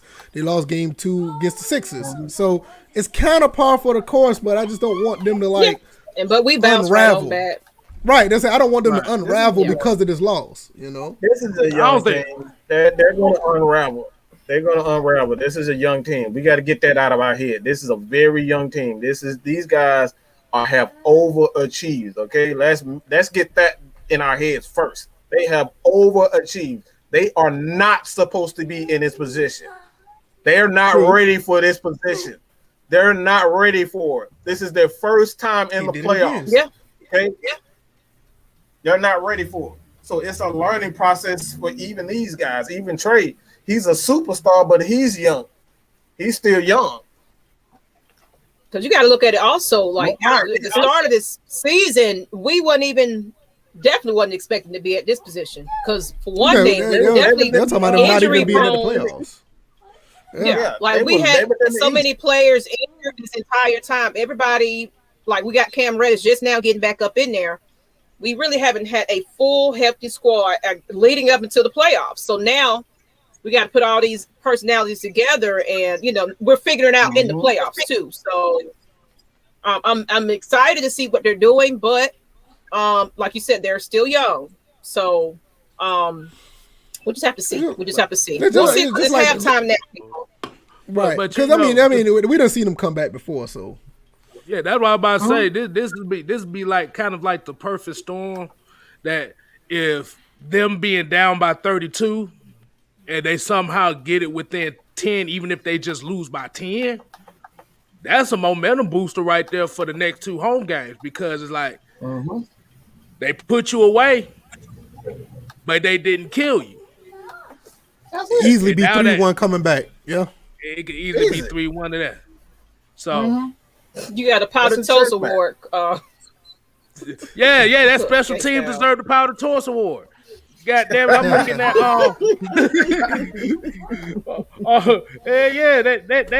that was terrible. I'm looking at Mr. Sterling Hoffrichter. I don't see no inside the 20s. Yeah, mother, you need to get that shit straight too. But that goes back into coaching. Dan Quinn, like they got rid of a great too. What's the guy? Dang. He played for the Lions. He played for us, and then he went to the Jets. I forget his name. Start with an R. He was a good returner. Andre Roberts. Roberts. Yeah, Roberts. And like we like he was doing great for us, and we just let him go. We didn't even try to we tried to get some rookies like Chris Rowland, and he didn't even play. Like he didn't even get a chance to return. Like look, like Dan Quinn didn't give a damn about no special teams. That's why didn't they get that guy the ULM for returns as well? Yeah. Mm-hmm. And then they ain't played. What the hell you signed him for? You're not gonna use him. Great job, Dan Quinn. Great job. Fucking moron. Hold on. He wanted to give you his thank yous. He wanted to give you his thank yous. If I can find, he wanted to give you his thank yous. Yeah. I forgot all about that video. Oh man, I had to do that. I had to do that. Triple G say the Hawks getting blown out. I mean, they was getting blown out a few games, so that ain't nothing. I mean, well, yeah.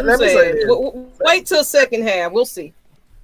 Right. Yeah, I'm like I said, I'm not. Look, as fans, we just got to be real. Like we can't expect these guys who were 11th and midway through the season they was 11th in the Eastern Conference, and they made a run. It's like you can't expect these guys to come out and beat this team. The Bucks have been together for the last 3 to 4 years. Like let's be real. This is The Bucks are a real team. They're a complete team right now. So they've been there. They've been here. This is the Hawks' first time. They're going to get better. They don't have like two key pieces to their offense. Hunter and Reddish. Reddish just came back, and they're in the Eastern Conference Finals. So these guys continue to grow. They re-sign a guy like T. Lue. Yeah. They go out and get a big man that can score, along with Clint Capella, to work with Clint Capella. They're going to be fine. They're going to be fine. I mean, not only that, you talk about all that. They did their job. They stole a game at Milwaukee. That's the They stole a game. I mean, really, when you look at a series and you're on the road, that's basically your primary job. Get one game.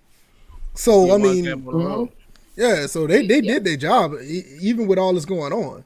And then you also have to think about it. This is kind of a do or die game for Milwaukee themselves. So, they got to win this one because, like I said it earlier, if they go down 2-0, going to Atlanta, I don't see them coming back to Milwaukee. I'm serious about that. If the Atlanta Hawks, especially right now, they're down 32. If they come back and win this game, that will demoralize the Milwaukee. I don't see them. I think they're done if they win this game. If the Hawks come back and win it, I don't see them coming back at all. Yeah, yeah. If they come back from 32 points down and win this game, it might be a sweep. It might be a sweep going on. Yeah. Their confidence gone. Ain't no way they're gonna go. Ain't no way. I don't see them winning a game in State Farm after that. I don't see it. Because you think, especially when you're in. I think what we should do is go ahead. No, go ahead. No, what I was saying was if we definitely make it to the next round, I think we should definitely do a special Hawks show. I think everybody like when we talk about them, so we should do some type of Hawks show, right after that. Right. I think so. So that should be on the agenda soon. Show some versatility. Show some versatility. Yeah. So they don't think we just Hawks content, Falcons content creators, and that's it. We watch everything. And I'm just saying, like, you get them boys 32 point lead at a half, and that they basically throwing everything at the Hawks. And if the Hawks come back and win this, they got nothing after that. I mean, just look at the Sixers. Sixers was pretty. Sixers was pretty much like that. They're gonna end up running out of gas eventually. Right. Yeah, they're gonna end eventually. I kind of caught and peeped their structure. That's what it is. They're gonna wear themselves out. They give it all. Come to that third and fourth, we're gonna see a different change. I feel so. I'm not worried about it too much right about now.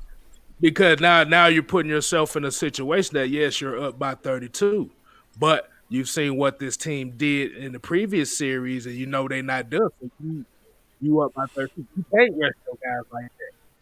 So, and then you talk about Nate McMillan, the way that he's been coaching. He knows how to adjust and how to get this team motivated to do things. Right. And the thing is, he sounds so peaceful when he do it though. But it's like you see you see like this menacing look that he had, but he sounds so peaceful every time he talk. It's like don't mess with him. In that locker room, he be dropping F-bombs and everything. That man be serious. We doing this and we finna do that. Are you trying to tell me? Hide him out. Are you trying to tell me that he's a twin of Arthur Smith? Is that what you're trying to say? Hey, boy, I'm about to say, if he can get this team within 10 to 12 points after halftime, hey, good. That's even in a loss. That's good. Even in a loss, that's good. Right. Because if the final score is they lost by like 10 or 8 points, that's still a good move. That's still a good look for the Hawks going back to Atlanta. So, I get you on that. Exactly. But if they do end up winning this game, they come back and win it. Like I said, I don't think the Bucks will be done. Their whole confidence to be shot. I don't see it happening. The Bucks coach. The Bucks coach does buds, so he had gone ahead and put chocolate thunderstorms besides. What? Hold on. I'm trying to read this. We're gonna sign your blood brother. The Hawks lost the molecule summer raising test versus the Bucks. Mike, please what that mean? Mike, tell me what that means. Hold on. I just want you to respond to that. What that mean? Let me see. Hold on. Let's read this out loud again.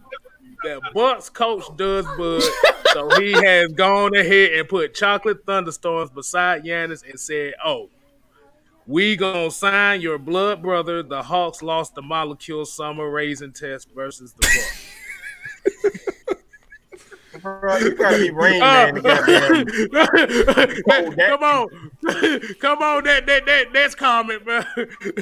I don't know what to say about that. Ain't no goddamn Afro physics. I can't decode that shit. This ain't the goddamn nations. I'm not Neo, goddamn. Yeah, I was like, wait a minute, I'm hoping it's slow. What? I'm trying to look. Regular man. I can't decode. Hey, look. Okay, so hold on. I'm trying to break this down. Let's see. Coach Bud does Bud. Elementary code. Could we get that? Said, oh. When you break it down. I'm trying to think of I think what he's trying to say is Bud told them guys that y'all better step up or we about to get our ass stomped out. So y'all better bring it all on the line. Now the molecule summer raisin, I don't know, raisin test. I don't know if that's supposed to be cold for not enough black people at the games or something. I don't know what that means. Hey, what's the next? Yeah, what's the next comment? What's the next comment? I ain't trapping, but this game, if they make it at least competitive, then it's a win in my book. Absolutely, this is what Baller said. It's like, me and Kstlyz said bring it back at least close enough. Yeah, they can bring it back and be a little bit close. Then it's like I have confidence, but I'm not worried right now. I mean, of course, I'm be nervous about fourth quarter, but I ain't worried about it. Like Mad Mike, they talk in the locker room. Like Mad Mike said, they can't play like this in Game 3, and like Kstlyz said, like if they come back and make it competitive, they got confidence going in the next game. And like I said, if they win this game, I don't see the Bucks coming back to Milwaukee. Not after up by this much. If they come back and win, yeah, the Bucks done. I don't see them coming back. Okay. I'm sorry, that comment got my whole shoulder hurting for some reason, boy. You ain't going, man. I didn't even try to decipher it, bro. I ain't gonna sleep at night if I do that. Somebody help me, please. Take my head. No. I don't know. We try to get everybody equal opportunities, but sometimes we gotta, reread stuff. Sound like we hooked on phonics up here, because I swore. I was like, okay, this finna flow nice. And it was like, what? I know it flowed all right. Yeah, floating on some shit. But that boy, I think I may have figured it out, y'all. I think I may have figured it out. I guess he's saying that the Atlanta. I think he's trying to say that the Atlanta Hawks got too many white people on the team. That's what I'm thinking he's saying. Because I'm thinking chocolate drop, summer raisin test. That's the only thing I can think of.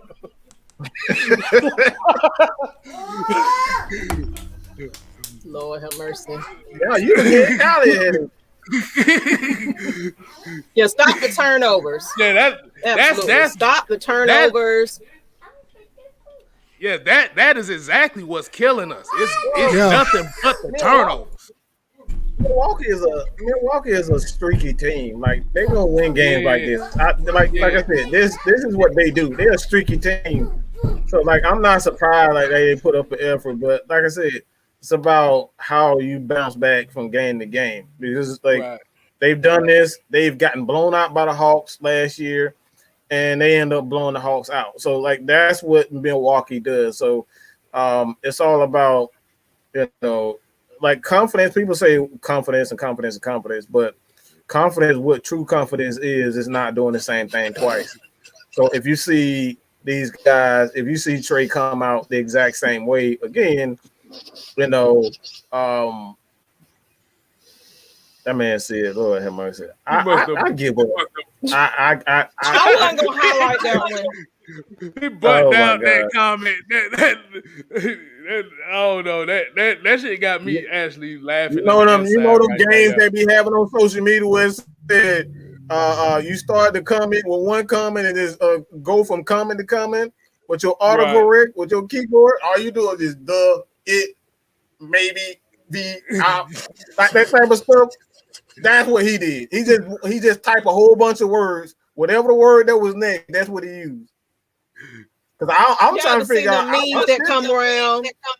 They be doing that. They'll have like some crazy caption and it makes entirely no sense. And Matt says no sense whatsoever. Lord have mercy. Lord have mercy.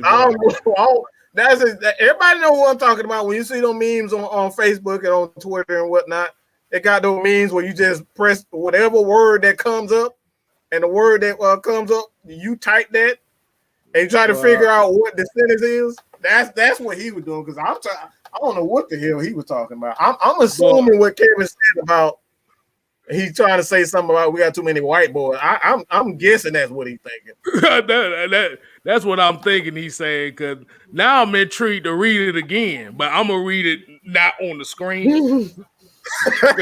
I'm intrigued. I'm like, oh, wait a minute. He can't, like, if you try to crack that, boy, if the planet Earth was on the line and you tried to crack that code, we all dead. That Morse code, boy, that man up here, goddamn, like I said, he up here trying to be Neo, goddamn. Yeah, that boy came with the Da Vinci code on y'all asses, boy. Y'all like, oh no. Oh man. Oh my goodness. I need a drink. I need a drink for that just to cut it up alone right there, boy. That's crazy. I need a drink. Drink some 100 moonshine or something. I gotta wait your forehead off on that one. I'm sweating still trying to goddamn get that one. Yeah. Like I said, like Ghost Pepper said there, it was like it's the turnovers. Like everybody said, it's the turnovers. That's what we always said. They turn that ball over. They said it's tough for this team to recover. I think they got like 20 points off of the turnovers, and there's a 30. Yeah. So that's the big difference of the lead right now. Right.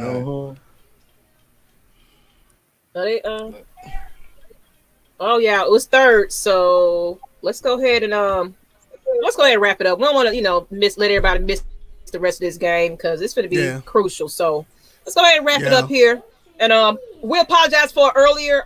Terance Mathis, we'll probably have him back when he's not out at the cigar bar.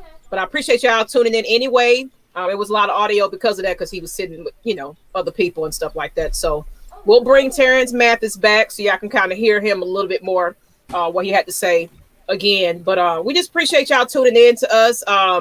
Definitely subscribe to Miss Maggie T. I'm back. I'm going to go ahead and start uploading some videos about these Hawks and Falcons and get some news updates out. But just, I appreciate the prayers and everybody checking in on me. I'm fine. I'm getting better day by day. I lost a brother 4 days after my birthday this month, but it is what it is. Life must go on, and, the show got to go on. So thank y'all for your prayers. Just truly appreciate y'all. But go ahead and get me to at least 500, because I ain't been doing much on my channel lately. So come on, give me the 500 over there, please. So Miss Maggie T, follow me, all right, on YouTube. What you got, Mike? I think my brain fried. My brain fried. Still trying to figure out what the fuck that man.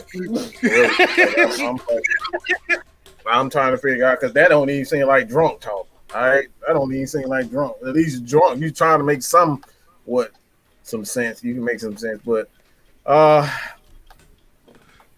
come down to it.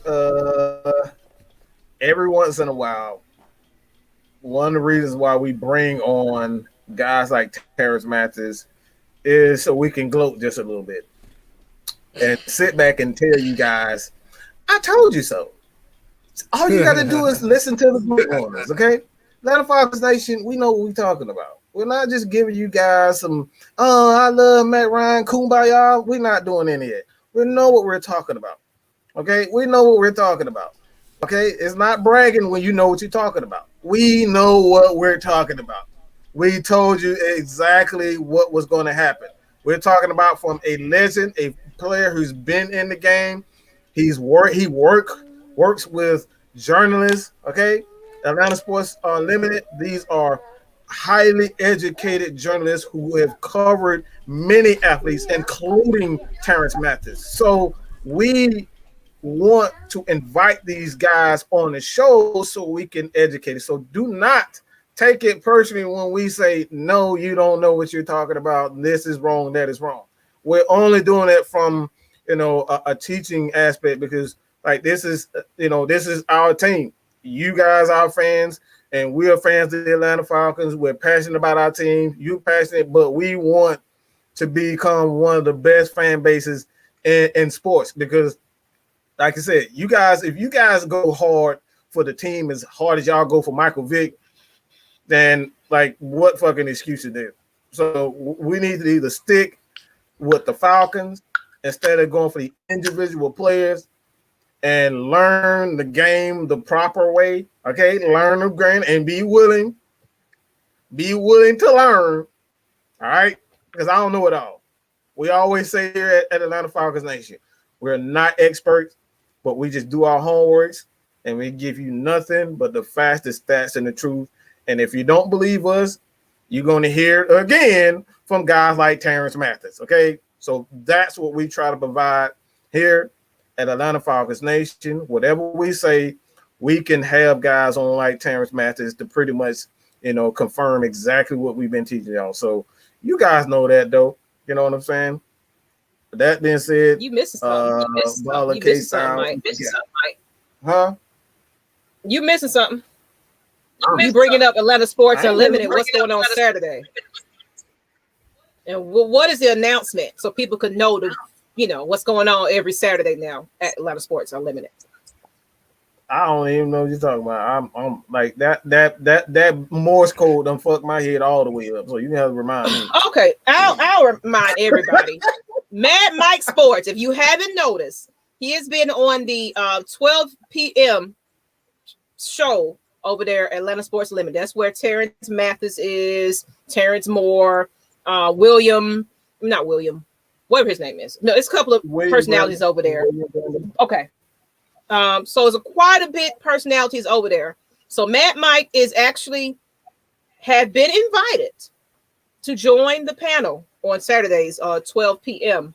So we're gonna have our Rec Clay Sports at 11 a.m. But Mad Mike follows up at Atlanta Sports Unlimited with Terance Mathis, all of them over there. And thank you guys for getting them to 1,000 subscribers. But tune in tomorrow to see Mad Mike over there doing his thing as well. So that's a big announcement that you ain't announced. So I'll do it for you, I guess. All right, KSTYLZ. I forget a lot of stuff, man. I got so much going on. That's why I'm here, Mike. That's why I'm here. That's why I can't have off days and off weeks and you forget stuff. So I'm back. I'm back in the effect. Everybody gonna see Miss Maggie pop up every now and then. I got to get back into the groove of it. So, KSTYLZ, what you got? What you got? Well, you already know. Just KSTYLZ. Follow the channel. We got Kicking It with KSTYLZ Monday. We got the 6-man combo on Thursdays. I'm just gonna say one thing here. Y'all better follow that on. You better follow one of them things exclusively. Wait. I'm talking. Yeah. Right, man. I still got that brain teaser in my head. Like, what the fuck? I'm not joking. I'm so not joking. I'm like, okay, yeah. I'm still trying to figure it out, but I'm still trying to like talk at the same time.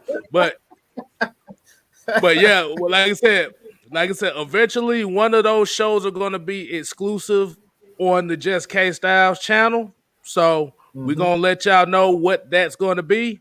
But like I said, just continue. I appreciate everybody that's on here tonight. I appreciate everybody that tuned in, left your comments. I'm just gonna say it like this, man. We ain't here to play. We here to stay. AFN all day. All right, Rama. And VF Baller, what you got? Boop, boop, boop, boop, boop, boop. Hey, before we get out of here, man, once again, appreciate people who came through. You guys made it go. Another great show. Thank you for Terance Mathis for coming through and, just giving us more insight of what he knows and his insight of with his football knowledge, giving us more knowledge of what we all could use for our channels as well. And like you said with Matt Mike saying, I told you so and all the other good stuff. If you want to check out any of my stuff, just type in First and Frame Rates in the search bar. I pop right on up. I'm the one with the white helmet with the red bars, F&F on the side of the helmet. I do most content when it comes to Atlanta Falcons and Georgia Southern football content. And, we just continue to keep this thing rolling and see how these teams go. And the Hawks are trying to make a little run, and we'll see how it goes for the rest of the night. I appreciate that. Wait a minute before I do this. 30 points down and they're trying to rally. Did you watch any of this playoff, sir? Did you watch the Sixers game when they were down twice? Come on, Show enough. We're not brand new, right? I mean, you see them. I mean, there were other games throughout the season where they were down and they came back and win. I mean, I'm not saying they're comeback kings, but I mean, we saw this before, right? I mean, come on, Show enough. Oh, yeah. I mean, we're not going to say it's impossible. Yeah, I mean, we got to be honest. We can't say it's not impossible, but I'm just saying we've seen this before, so it is possible. Come on now, come on, let's not do this. But yeah, check out the channel, man. First and Frame Rates. Just put that in. I pop right on up, man. Pizza. You want some more pizza? That's right. Hello to everybody. Pizza. We want some pizza. We want pizza. I ain't ate dinner yet, so I want pizza. Boy, you ate that whole pizza for real, whatever. Jesus Christ. Let me go get you some more. All right. I ain't really ate And we finna get up out of here. But yeah, tune in to Red Clay Sports tomorrow at 11 a.m. And then Mad Mike will be joining the Atlanta Sports Unlimited. Yeah, make sure y'all following them over there with Terrence Moore, Terance Mathis, so on and so forth. We're going to work on definitely getting some more personalities on the show. But let's go ahead and get to these playoffs because Lord have mercy, Hawks. We need a prayer. I think they need KSTYLZ to start talking shit to the TV. So oh yeah, we finna get ready because me and KSTYLZ, we finna get together and parlay and enjoy the rest of these games. He said his comment comes with a GP. I'm about to say, Devon, boy, that GPS must be really space aged advanced. That motherfucker written in Arabic. That's what that motherfucker is. Oh, we'll see. Bucks are on point on, but it ain't over until the fat lady sings. So, it ain't over. It ain't over. We're gonna get it together. I don't want to hear that real bulky buck crap. It's Hawks right here. I'm gonna be a Bucks fan. I mean, even if we did our job, even if the Hawks did their job, they won one. Okay, sir. I gotta. My boss say pizza. I gotta go. He said pizza. All right. Well, hey, that's the baller right there. Hey, baller. We are. All right, yeah, but let's go ahead and get up out of here. Like I said, we apologize for the beginning of the series, the show earlier with the audio with Terance in the back. But like I said, we'll invite him on. And look, if y'all know some fellow football players or whoever y'all would like to join Atlanta Falcons Nation on any day, about the show. Tell them about the show. Shoot them a message. Be like, look, y'all need to be on over Atlanta Falcons Nation and get on over there. But we're going to get it. We're going to get it. So on that note, though, let's get up out of here before this fourth quarter because I'm ready to scream and yell at this point. So thank y'all for tuning in.